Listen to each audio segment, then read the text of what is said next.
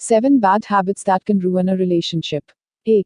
Being passive aggressive. There can be few reasons why someone would be passive aggressive in a relationship. They're tired of arguing and resort to this type of communication, or it could just be in their nature. Whatever the reason may be, it's doing more harm than it is good, Deb says. Taking little jabs at your partner can be hurtful, she says. If something is bothering you, just be straight up and honest about it rather than giving them these little jabs.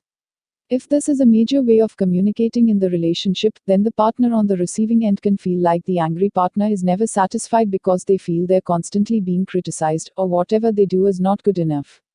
It could also prompt the other partner to become passive aggressive themselves, kick-starting a cycle between the two that is never ending, Deb says. Though, getting too comfortable and not appreciating each other. Being with someone for a long time can make one or both partners lazy in the relationship, Deb says. The feeling of familiarity can be a cause, as can exhaustion at the end of a workday. Whatever the cause, recognize it and come up with ideas that'll help keep things fresh.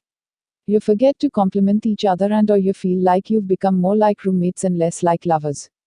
That's why couples need to keep putting effort into their relationship, Deb explains. Organizing regular date nights is a good thing to do, but don't always make it the same outing. Spice it up and try new things. Teen. Joking at your partner's expense.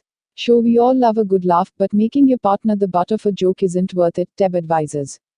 Embarrassing your partner or making jokes at their expense can be detrimental to a relationship, Deb says.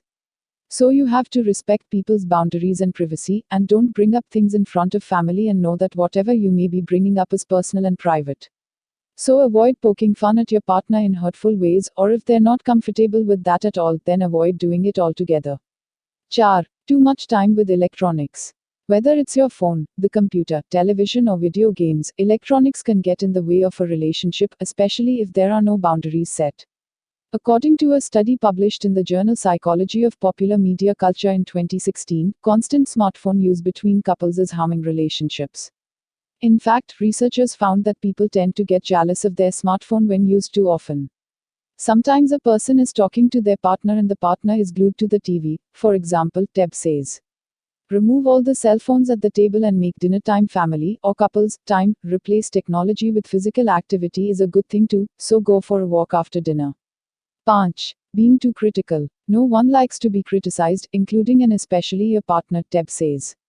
If, for example, your partner is gaining weight and it's becoming an issue, come up with positive suggestions on how to help them manage their weight, but do not criticize or take jabs at them. Approaching any situation like that can be disheartening to the other person, Deb says, and increase friction in the relationship. Staying out after work too often. After a long day or week at work, sometimes people like to go out for some drinks with their colleagues to let loose.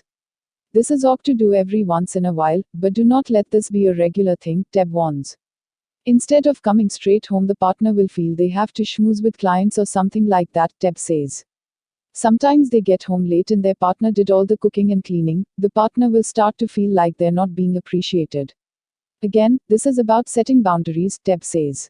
Figure out what is appropriate in your relationship and what you both are comfortable with. Is once a week acceptable, or once every 2 weeks? 7. Bringing work home. It's sometimes hard to turn our brains off from work. If the work keeps piling up and you feel like you're behind, it's tempting to want to keep working when you're home from the office. This is another thing couples need to avoid doing, Deb says. I think in order to be totally alert and present, you have to turn off all distractions.